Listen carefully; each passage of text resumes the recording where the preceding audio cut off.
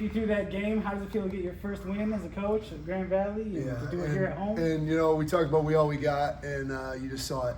You saw it. The love that these guys have for one another, player to coach, coach to player, player to player.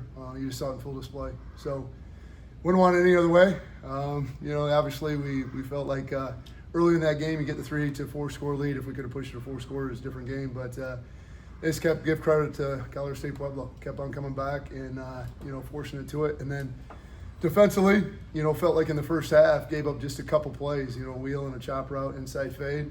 And then came back in the second half. So they started getting something going. But when we needed them, they were there. And tell you what too, like offensively, Alex Stoll, Cade Peterson, just the play he's had for the first 2 weeks, for the first week and a half, and gets a little dinged up, and then Alex Stoll comes in, and the response to the interception, that is just incredible. And then up front, offensive line, tight ends, and Tariq Reed, when we needed them, they were there, and being able to run the football to close this thing out. So yeah, just so proud, so excited for this football team, and for the love that they showed for the game, love that they showed for one another.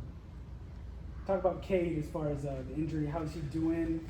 Any report on that? Yeah, he's doing good. Obviously precautionary. We're gonna make sure and err on the side of caution there. And our athletic training staff is phenomenal. So they're gonna do a great job there. So yeah, he was balling just like last week. Played at an extremely high level. And you hate to see that because he was senior year, he's in his flow. But then you love to see the next man in Alex Stoll and the guys rally around him. Did you have any words for Alex before he went in? No, we've just been talking about it. Go one for one, right? One play at a time.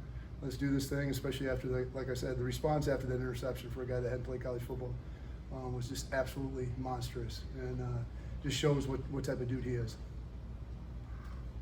Talk about Tariq Reed.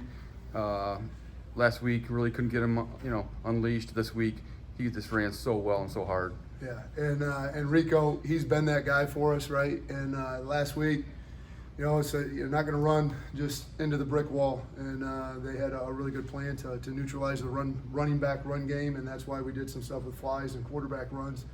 But this week we knew that he was going to impact the game, and we talked about it all week.